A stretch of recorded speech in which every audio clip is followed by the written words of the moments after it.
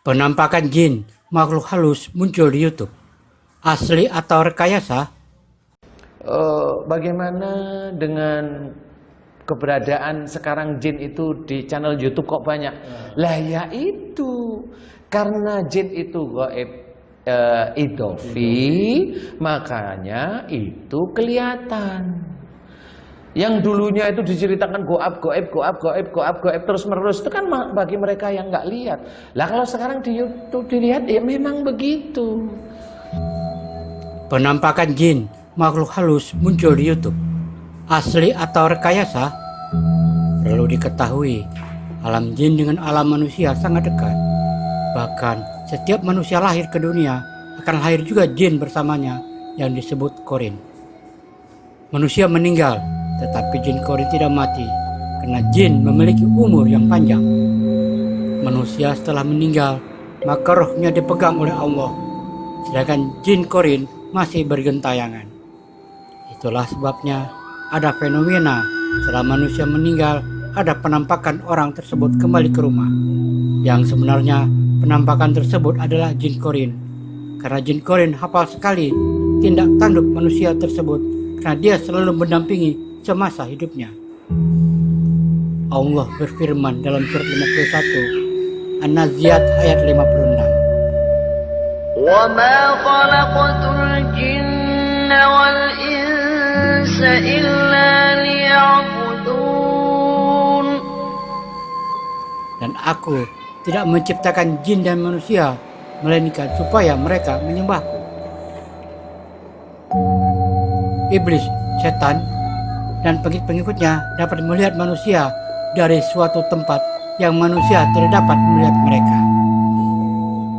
Al-Quran Surah 7 Al-A'raf ayat 27. Hai anak Adam, janganlah sekali-kali kamu dapat ditipu oleh setan, sebagaimana ia telah mengeluarkan kedua ibu bapakmu dari surga.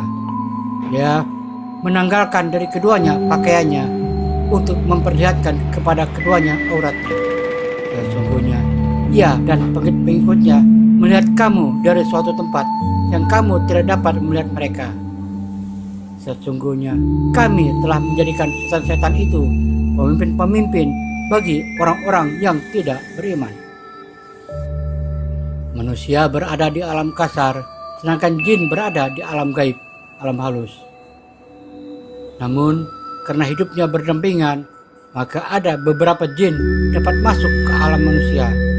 Sebaliknya, ada beberapa manusia yang dapat masuk ke alam jin. Namun, untuk menembusnya memerlukan kekuatan.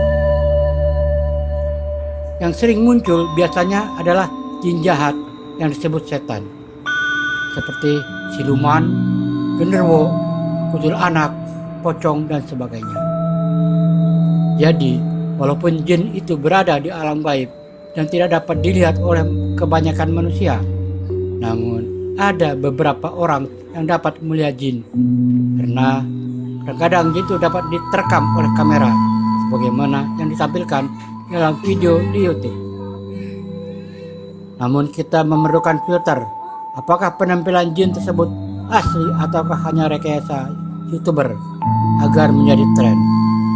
Wallahu alam. Ya. Nah, kemudian bagaimana dengan keberadaan sekarang jin itu di channel YouTube kok banyak? Lah ya itu, karena jin itu gaib idofi, makanya itu kelihatan. Yang dulunya itu diceritakan goib terus menerus, itu kan bagi mereka yang nggak lihat. Lah kalau sekarang di YouTube dilihat, ya memang begitu. Jadi hati-hati, apalagi sudah berstatement dengan omongan yang emosional, dengan menjustifikasi orang lain, itu harus begini. Dia harus belajar sebenarnya. Makanya kalau orang jangan merasa benar. Kalau Allah mau berhak silahkan, haknya Allah mau kemana silahkan, itu hanya Allah. Kita itu nggak ngerti. Sekarang channel YouTube banyak sekali channel YouTube seperti itu. Jin itu bisa muncul, nanti hilang di titik itu. Jin itu bisa ada beberapa channel YouTube itu yang orang itu ditangsang, loncatin ke pohon sama jin dan barengan, dan videonya itu jelas dari mulai dia video biasa dia ditangsain ke pohon, semuanya masih on itu loh, kok sudah di pohon semua. Nah, itu ya kerjaan jin. Nah, itulah gaib idofi yang sebenarnya manusia itu masih bisa diizinkan. Kenapa? Itu bersinggungan dengan manusia. Tidak akan aku ciptakan jin dan manusia kecuali beribadah kepada diriku. Itu kata Allah. Jadi sebenarnya jin dan manusia itu berdekatan.